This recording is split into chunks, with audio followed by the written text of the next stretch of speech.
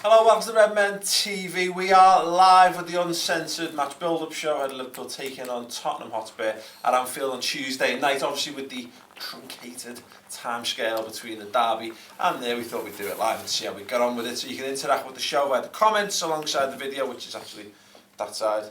Yeah? Yeah. And or via at the Redmen TV on Twitter.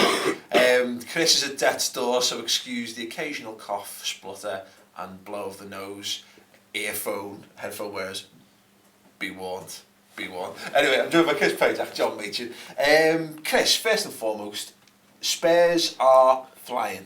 Yeah, second in the Premier League form table behind Arsenal. No. Us. Yes. I mean, it's a really weird one. We were talking to Flav the Fighting Cock on deadline day and how their ambitions are very much geared towards top four as well, and we've probably been, as Liverpool fans, we've not even considered them. We're so focused on what we want to achieve this season that we've almost been a little bit dismissive of them. But look, they've been in a great run of form lately. They've got a striker banging form. They're going to be a real threat. I think they are, aren't they? I mean, you know, we demolished them at their place, didn't we? And it was the best I think that we've played all season. You know, and actually won a game. Yes.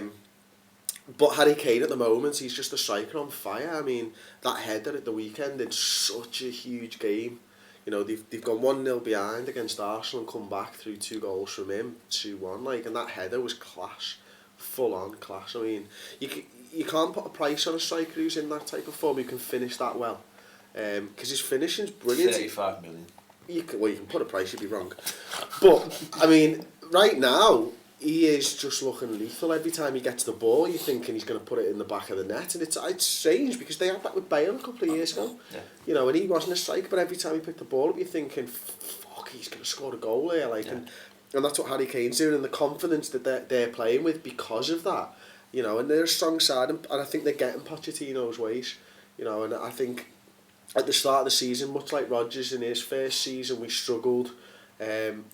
Picking up results and stuff. I think the players took a little bit longer than maybe the Spurs fans thought to get Pochettino's way of working. Now I think that is starting to bear fruition. Excellent, good. Thanks, Chris. Have a little rest. They are. They're a real danger side on that. But I'm going to ask you this: do Liverpool's hopes of top 4 hinge on this game? This and the next couple. I mean, we're in danger at the moment of being eternally 7th. Yeah. You know, like we were a couple of years ago, where whatever you do, you're never really moving anywhere. Mm-hmm. And the only way we can move anywhere is by beating teams above us. Yeah. So we've got to beat Tottenham. We play Southampton soon, and then we've got Arsenal along the way there. Man United, I think, is the 6th. We've got City before Man United. We've got to beat them and claw back the points that they've got ahead of us. And it was a real shame the other day. You know, we dropped 2 points at Goodison at a time when really we could have made ground on all sorts. You know, we made 1 point on Arsenal. But there were other teams, you know, United dropped points, didn't they? West Ham dropped points just underneath us, and you know, we could have made some inroads. Yeah. We maybe not have moved further than 7th, but you know, instead of being 4 points behind, we might have been 3. Or this is what this game's about. Well, we've seen this so many times, haven't we?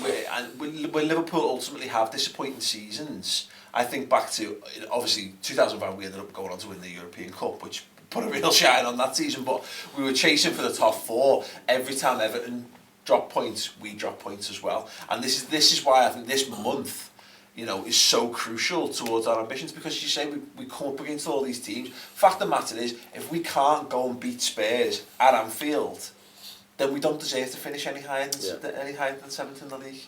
It's a genuine must-win game. You know, I said this before the derby, Chris, but you know, ultimately, because of a few of the results going our way and Everton not being in that conversation, maybe a little bit less so, it was important just to keep things ticking over. But you know, I say you've got to go and beat Spurs. Well, look at the fixtures this week. We've obviously got Spurs. Arsenal are playing at home against Leicester. Man United are playing at home against Burnley. Chelsea have got Everton, you know, so Southampton have got who Southampton got this week? Anyway, it's someone that they West Ham. should be beating. Oh, is it West Ham actually? Okay, fair enough. But I think it's at Southampton, isn't it? Yeah. So you know, these teams are all going to pick up points, and if you know what, we talked about it a lot last season. We haven't talked about the form table a lot this season. But that's what we're talking about until the last couple of weeks. But look, you know, we've over our last 6 games we've amassed 14 points. Spurs have amassed 13. In 6 games we've caught up with Spurs by 1 point. Yeah. That's how slow progress is. Yeah. So we're 4 points behind them. On that logic, it's going to take us 18 games.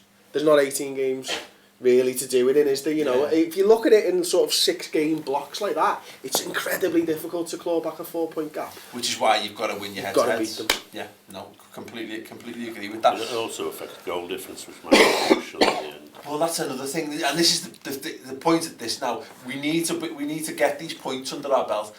Goal difference is a major issue for us. We're not scoring enough goals, yet we've stopped conceding them, which is like a fucking hallelujah moment, to be fair.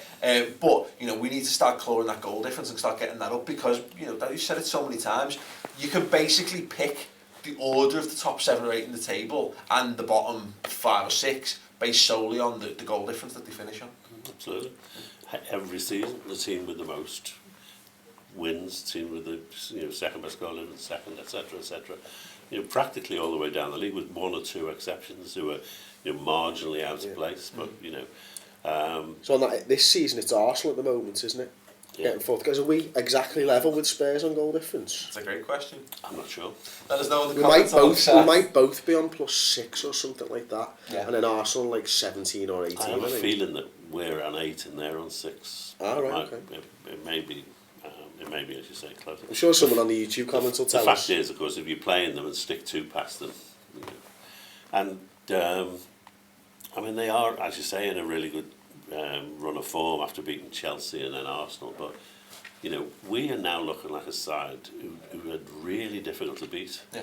You know, and we said at the start of this season that if we lose Luis Suarez's goals, then we would make that up by not conceding as many as we did last season, and we didn't do either of that. We didn't score goals or stop them going in. Yeah. But we have done now, so we've finally got our defence sorted. We just need to get Daniel Sturridge match fit. Yeah. And scoring goals. And, you know, it's unfortunate because going into this game, we don't know how the injuries are going to play out. You know, we might, gain Sturridge and lose other players, you know. Yeah. Well, the clear one in that, the clear one in that, and it goes back to this Liverpool having a solid base. The one man who's argued been key to that, Lucas Leiva. And Lucas Leiva, Brendan Rodgers said he's going to be out for a spell. There's talk of a few weeks, according to the Echo. A big question, if you're watching at home, let us know in the comments or tweet at the Redmen TV. What do Liverpool do in the absence of Lucas Leiva there? There's probably a few people out there who go, shit anyway. But he's clearly not, is he? There's so many variations of what we can do though, isn't there? Yeah, I mean, and that's the thing. The biggest shout we've had so far, I mean, is involving Emre Can, but we'll come to that in a second. I mean, because for you, just how big a blow is it not having Lucas available? Oh, it's huge. It's really huge because I don't want to see him messing with the defence. So I think the logical thing for me is that we change a midfielder in for him. But Alan's form just hasn't been good enough. And, you know, if you're playing an out-of-form Alan against Lucas in possibly the best form of his career, or at least close to what he was at before his injury, then that's a huge difference in class. Sorry, David Vakach, Spurs +6, Liverpool +6. Nice one, thanks very much, mate. Yeah, their midfielders playing really well at the moment as well. They've got Bentaleb's just come back from Africa, and Mason. They both looked absolutely fantastic against Arsenal. You know, really energetic, and they're going to be really tough. That Mason's a quality player. Yeah. So, you know, our midfield's got to be at its best. It's the one game we could have done with Lucas in, you know. But, yeah. Well, we didn't need him at White Hart Lane, did we? No. We scored goals. Goals fix so many problems. I think the big one, a few here, John Lennon saying Emre Can to midfield, bring Colo back, Jack Harvey play Chan in midfield.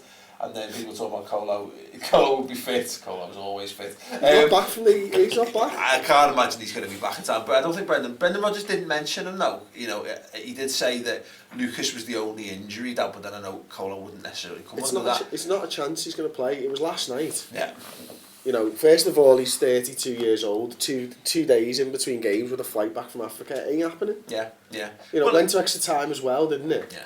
So it's I'd always go for the least number of changes as possible, really. Yeah. So I'd prefer them to find a midfield player to play at Lucas's place. The thing is, though, even if Kolo Touré was fit and available, the idea of having I think people underestimate what the job is of that right-sided centre-back. I'd rather see Johnson, and you know. That's it. That for me is what if we were going to saying that, you know. Yeah, but it really did saying that. You said Johnson, you're playing tonight. You said after what you've said about me, I'm not playing. Yeah, Johnson would not play for Chris. I think that's pretty much been decided by now. Did you see? So I don't know whether it was amended Wikipedia, but someone tweeted me with his Wikipedia page had been updated, and so I think it was probably the guy who tweeted me. Do you know what? I'll find it. Give me 1 second. Yeah, Carry on let's talking. just hold. Just Phil. Yeah, so I think there's a case to be made. Emre Can is clearly, I think, the best option we've got in the midfield. But a shame that we'd have to break up the three at the back that have done so well. That's it. But the way I see that, we've got three options for Lucas's replacement. It's Emre Can, which means changing the back three. It's Steven Gerrard, which is filled with his own set of problems, and it's Joe Allen, who we discussed this on the Final Word show, has been given opportunities in the last couple of weeks and has, in my eyes, completely failed to grasp. You don't think Henderson could do it? But again, Henderson's in, isn't he? It's not. Who's a partner? Henderson? It's who's playing alongside Henderson in that midfield. Well, we're playing at home, so I'm happy for there to be one defensive midfield player. Yeah. And if it's Henderson, then at least Gerrard plays further forward.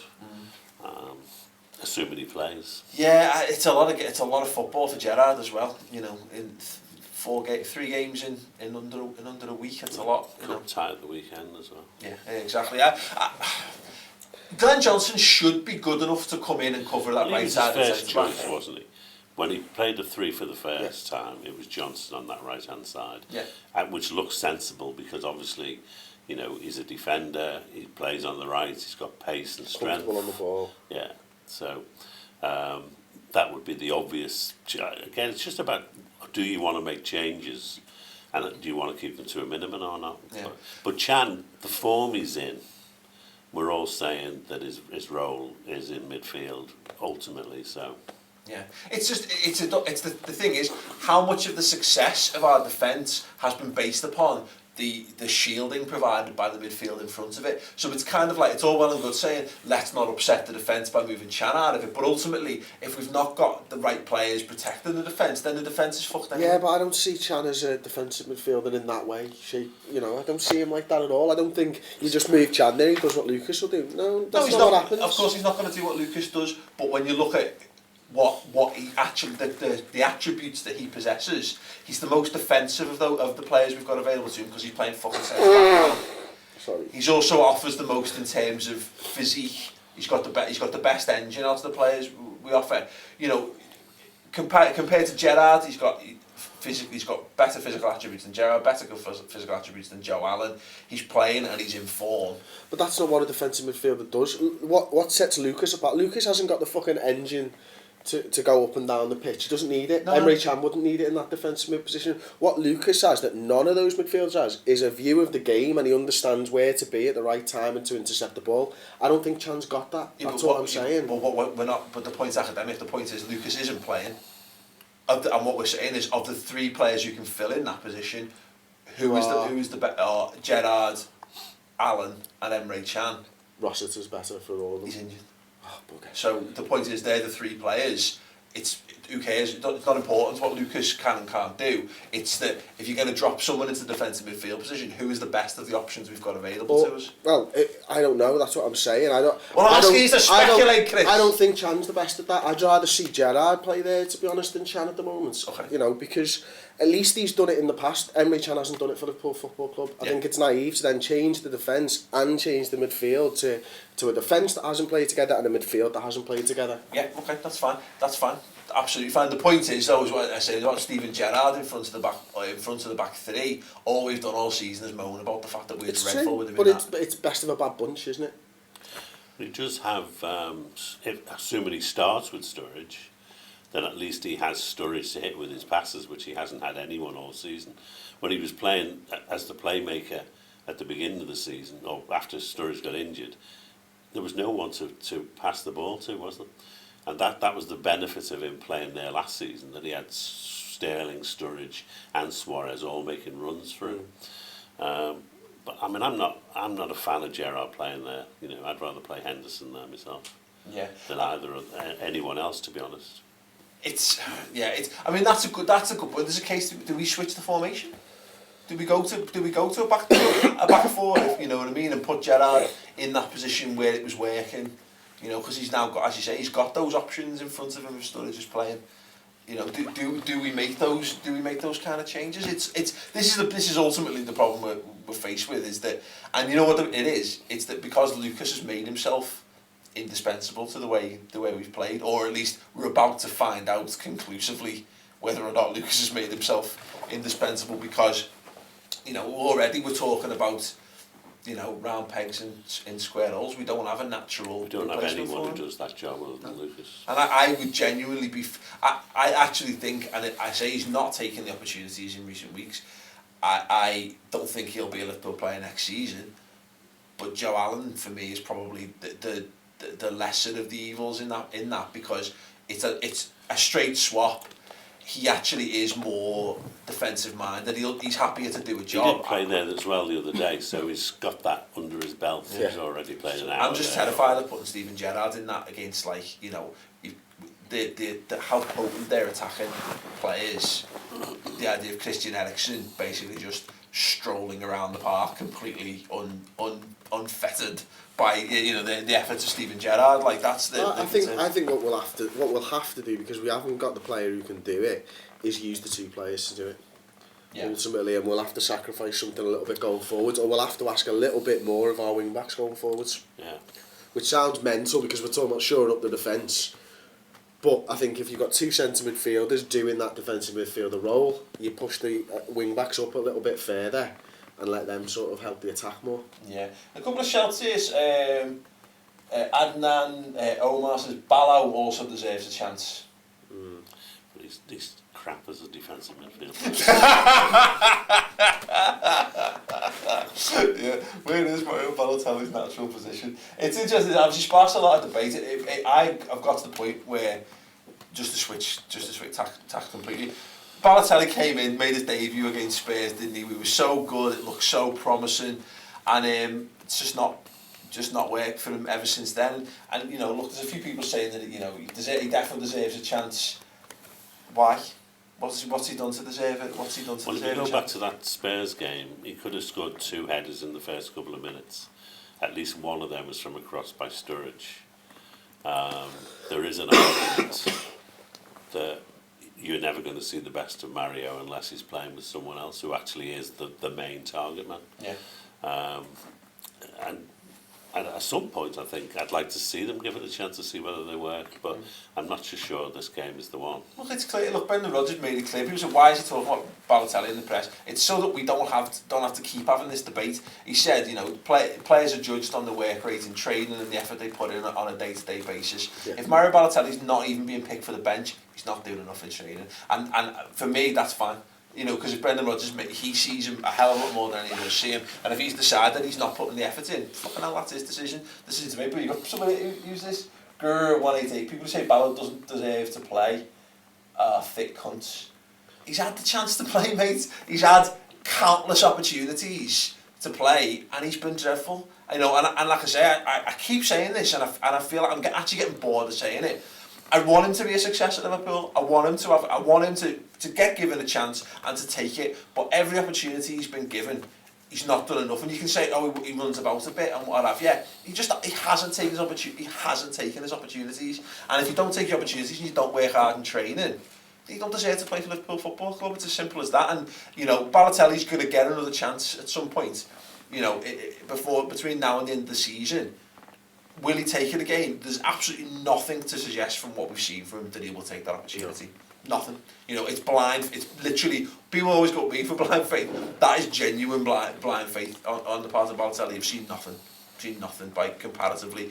I would rather have technically inferior quality players in the team. I've said this before though, you know, people always say technically inferior players and all that type of stuff. He's not done it technically when he's on the pitch. Yeah. What's he done technically? Yeah. Nothing. Fuck all. He did a backflip 2 weeks ago. Scored a free kick at Melwood that Liverpool put on the YouTube channel. Boss. Yeah, we can look good on YouTube. Apparently, we've yet to, but you know, we've got started using filters. The potential's there. So it's definitely an interesting one. Daniel Sturridge was asked if he was going to. Brendan was asked of Brendan Rodgers if he was going to be back in the side. He said, "We'll find out on the day." That I can't see a world where he's got to start this game, surely. Well, what's he waiting for? Yeah. You know, he's played two, three sub appearances now. Got an hour or more under his belt. You know, get him on the pitch. Yeah. Yeah. I think you know it's going to factor into his decision that we've got Palace late on Saturday in the cup, isn't it? So hopefully, you know, if there's one game to rest him, then it's probably that game. So get 90 minutes under his belt this week, give him a week and a half off. Yeah, no, it's an interesting point. Okay then, Chris, what starting 11 are you going to go with? What do I this is what I think Brendan Rodgers will do. It's not probably what I'd do. Mignolet, Chance, Skrtel, Sacco, Ibe, Henderson, Gerrard, Moreno, Markovic, Coutinho, and then Sturridge up top. Yeah, interesting. Is that the team that I said was going to be the team earlier? You've gone for there? I don't know. Good work. Very good work. I'm not looked at it. Yeah. Oh, that's fine. I told you that was the team I said was going to be on. Oh, right, okay. And cool. Yeah, good to see you paying attention, if only subconsciously. I think that I suspect that's what we'll go with. Jordan Ibe's probably going to continue if Markovic is back. The big question mark is over Sterling, because Brendan Rodgers is saying he's fit and available, but then there's been rumours that he's actually not fit enough to be involved. That's going to be a big one for me. I would be quite interested to see if what you've gone with there.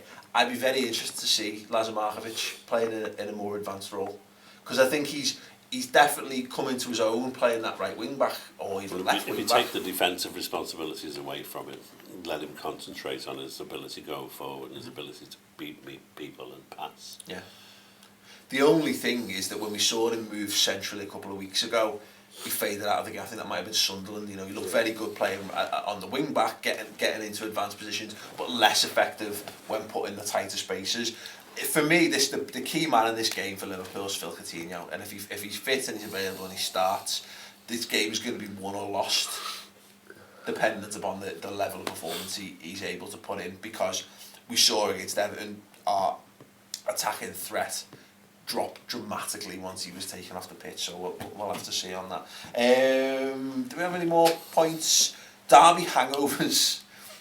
Is the one thing we've really got to be wary of? We put a lot of effort in emotionally at the weekend. Well, look, Spurs did as well, so they had a huge game. But won. I think the only hangover is going to be physically, whether Coutinho, Sturridge, are fit. Properly fit.